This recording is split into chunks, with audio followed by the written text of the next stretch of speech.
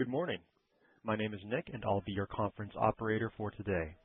At this time, I would like to welcome everyone to the UFG Insurance Fourth Quarter 2025 Financial Results Conference Call. Should you need assistance, please signal a conference specialist by pressing the star key followed by 0.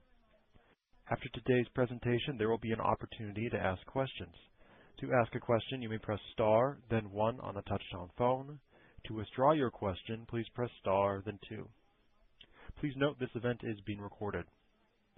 Thank you. I will now turn the call over to UFG Vice President of Investor Relations, Tim Borst. Please go ahead. Good morning, and thank you for joining this call. Yesterday afternoon, we issued a press release on our results. To find a copy of this document, please visit our website at ufginsurance.com. Press releases and slides are located under the Investors tab. Joining me today on the call are UFG President and Chief Executive Officer Kevin Leidwinger, Executive Vice President and Chief Operating Officer Julie Stephenson, and Executive Vice President and Chief Financial Officer Eric Martin.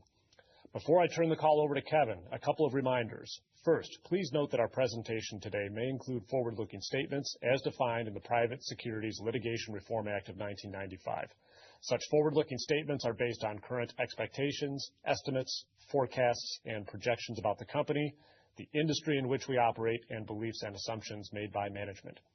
The company cautions investors that any forward-looking statement includes risks and uncertainties and are not a guarantee of future performance. Any forward-looking statement made by us in this presentation is based only on information currently available to us and speaks only as of the date on which it is made.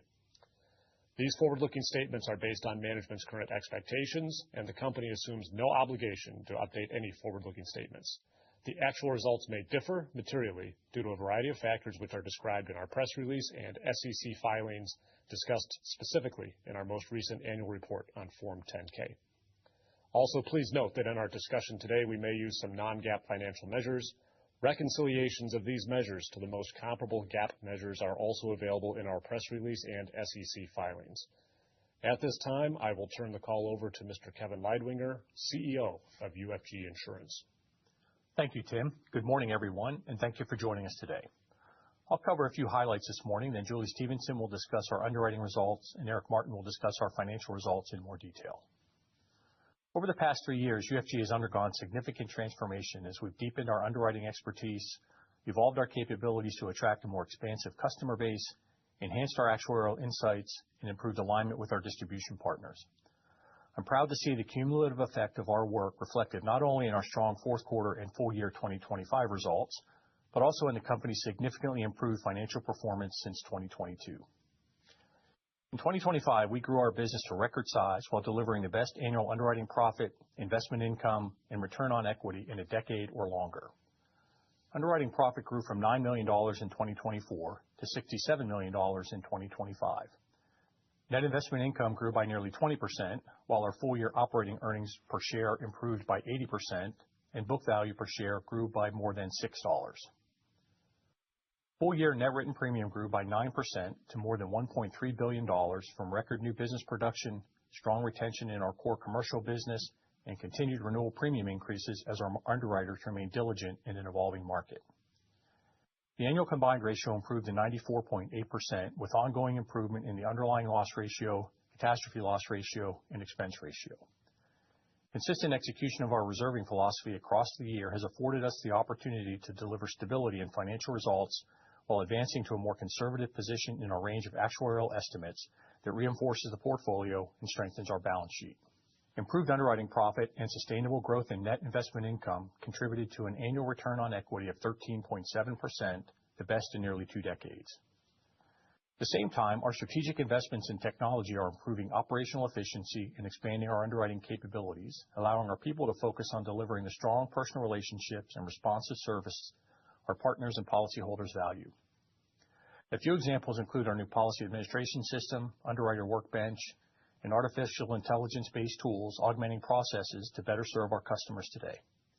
We believe these investments will generate significant operational efficiencies as our capabilities mature. With 2025's record year behind us and our focus squarely on 2026, our 80th year in business, I could not be more pleased with the progress we've made since our transformation began in late 2022. I'd like to take a moment to highlight some key financial measures that illustrate how far the company's progressed over the last 3 years. Between 2022 and 2025, net written premium has grown from $984 million to $1.3 billion, an 11% compounded annual growth rate as our distribution partners have embraced UFG's transformation. Our combined ratio has improved from 101.4% to 94.8%, rebounding from an underwriting loss to an underwriting profit of $67 million. Our annual investment income has more than doubled from $45 million to $98 million. Operating earnings per share has increased more than fourfold from $1.09 to $4.60. Return on equity has climbed from 2% to 13.7%, and book value per share has increased over 25% from $29.36 to $36.88. In addition, we've greatly enhanced the company's reserve position since 2022 as part of our ongoing commitment to maintaining strong and stable reserves. We're excited about the company's improved financial performance and momentum we've established with our distribution partners. As we focus on the strategic execution of our business plan in 2026, we believe UFG is well positioned to deliver continued profitable growth as a disciplined, solution-oriented underwriting company capable of more broadly serving our distribution partners than ever before. With confidence in our future financial performance and an enduring commitment to creating long-term value for our shareholders, I'm pleased to share that the Board of Directors has declared a 25% increase in our quarterly cash dividend from 16 cents per share to 20 cents per share. And with that, I'll hand the call to Julie Stephenson to discuss our underwriting results in more detail. Thanks, Kevin. The company's transformation over the past 3 years and the collective hard work and engagement of our employees have been nothing short of astounding. We're very pleased with our financial results, and the improved underwriting practices we employ today will serve to support these positive outcomes in future results. From a growth perspective, the headline net written premium growth numbers Kevin quoted have played out in a strategically differentiated manner across our business units that span much of the commercial market. Growth remains strongest in our core commercial business, which includes small business, middle market, and construction. We continue to benefit from the greater number of opportunities our distribution partners are providing as they embrace our expanded capabilities and deeper expertise and are more aware of our desired risk profile. We capitalized on these opportunities in 2025, delivering record new business of $247 million, nearly twice the amount of new business generated since the beginning of our transformation efforts. Rate increases moderated to 4.8% for the quarter, reflecting a more competitive environment. This is mostly observed in property, with casualty lines experiencing a more modest impact, with the exception of umbrella, which returned to double-digit increases on the heels of recent rate actions in that line. While the market has become more competitive, we believe current pricing continues to be attractive, and our efforts to rebuild this portfolio have positioned us well heading into this market. In addition to benefiting from a strong rate environment over the last several years, we have been building increased rigor in our underwriting practices with an insistence on excellent risk selection, adequate price for exposure, and contractual integrity. We've instilled these practices as fundamental principles in our underwriting processes that will serve to provide sustainable results through any changing market dynamics. Specialty E&S net written premium grew at a double-digit pace in both the fourth quarter and full year. Although competitive pressure is emerging in the E&S market, our casualty pricing remains robust, while property rates moderate further. We continue to actively pursue moderate hazard opportunities in both property and casualty to balance the volatility of the portfolio over time. Our surety business also delivered double-digit net written premium growth for the quarter and full year. Our rebuilt surety organization is generating strong momentum while demonstrating the underwriting discipline necessary for ongoing success. Alternative distribution continues to provide UFG with profitable business through 3 primary channels: treaty, programs, and funds at Lloyd's. Premium volume grew across all 3 channels in the fourth quarter compared to prior year. For the full year, Lloyd's and programs grew net written premiums in the mid-single digits, while treaty reinsurance was down slightly year over year as we chose to non-renew a small number of treaties that no longer met our profitability objectives. Moving to profitability, our loss ratios are fully reflecting the quality and composition of the portfolio developed over the last 3 years. The underlying loss ratio improved to 55.4% in the fourth quarter and improved 1.6 points to 56.3% for the full year. The book of business continues to benefit from earned rate achievement, stabilized severity trends, and favorable frequency across our portfolio that remain better than our forecast. The business written over the last 3 years under our improved practices, and more specifically defined appetite, now accounts for 43% of the portfolio. And new business written in 2025 is outperforming the renewal portfolio on the whole, as the synergy between our new underwriting habits and enhanced analytical capabilities are maturing. Overall, prior year reserve development was consistent with prior quarter observations, yielding an overall neutral result in the fourth quarter. We are committed to maintaining a conservative posture with our reserves in order to better protect our balance sheet. The fourth quarter catastrophe loss ratio was 1.2%, and the full-year catastrophe loss ratio of 3.2% outperformed our expectations for the year. Considering the first quarter wildfires accounted for 1 point of our full-year loss ratio, these results are truly exceptional. While our results benefited from favorable industry-wide conditions, we saw significant impact from our ongoing underwriting and portfolio management efforts, including recent improvement in deductible profiles across the property portfolio. These actions, along with our exposure management improvement in prior years, are expected to generate sustainable benefits to our property catastrophe risk profile and results going forward. This is reflected in our modeled annual expected catastrophe loss ratio of below 5% in 2026. Regarding the renewal of our 1/1 reinsurance treaties, we were very pleased with the outcome. It was a highly successful renewal, resulting in lower ceded margins, expanded coverage, and improved terms and conditions. We experienced exposure-adjusted rate decreases in all of our major programs this year, including double-digit decreases across our natural catastrophe treaties. Coverage was expanded in many areas to keep pace with our growing portfolio, and broadly, our program generated increased interest in the marketplace. While we benefited from the overall market dynamics, our improved experience helped drive additional savings across our program. We received a 10% exposure-adjusted rate decrease in the core multi-line treaty, our largest program. This renewal included a modest increase in our retention, as our increased confidence in our portfolio and stronger capital position allowed us to improve the economics of this program. We also received a 10% exposure-adjusted rate decrease along with expanded coverage for our surety program, reflecting our improved results and execution in this line. I will now turn the call over to Eric Martin to discuss the remainder of our financial results. Thank you, Julie. We continued to deliver sustainable improvement in net investment income in the fourth quarter, with our high-quality fixed income portfolio generating 17% more income than in the prior year. Improved profitability has allowed us to grow the size of our fixed maturity portfolio by approximately 10% in the fourth quarter, as a virtuous cycle of improved underwriting profitability benefits all aspects of enterprise value creation. The elevated interest rate environment continues to provide opportunities to sustainably grow fixed maturity income and overall earnings, with new purchase yields steady at approximately 5% and exceeding the overall portfolio average. Outside of fixed income, our portfolio of approximately $100 million of limited partnership investments generated a strong return of $2.4 million in the quarter, an annualized return of approximately 10%.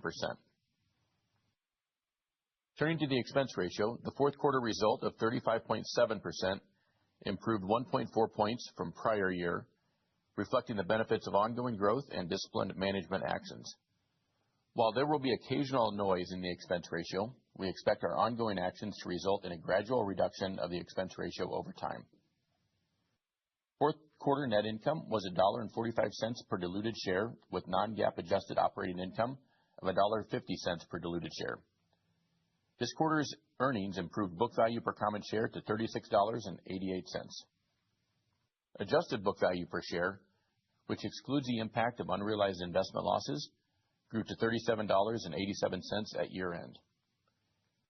From a capital management perspective, during the fourth quarter, we declared and paid a 16-cent per share cash dividend to shareholders of record as of December 5th, 2025.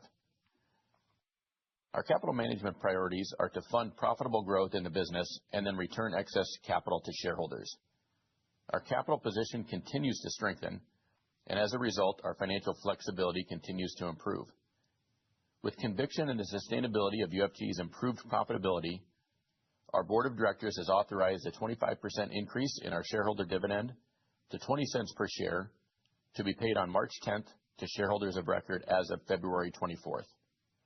As it relates to share repurchases, our current board authorization of 1 million shares provides ample flexibility to optimize how we deploy capital to shareholders. With UFG's return on equity exceeding 13% in 2025 and our stock price trading near adjusted book value, we are well positioned to deliver compelling growth and shareholder value over time. This concludes our prepared remarks. I will now have the operator open the line for questions. Thank you. We will now begin the question and answer session. To ask a question, you may press star, then one on your touch-tone phone. If you are using a speakerphone, please pick up your handset before pressing the keys. If at any time your question has been addressed and you'd like to withdraw your question, please press star, then two. At this time, we will pause momentarily to assemble our roster.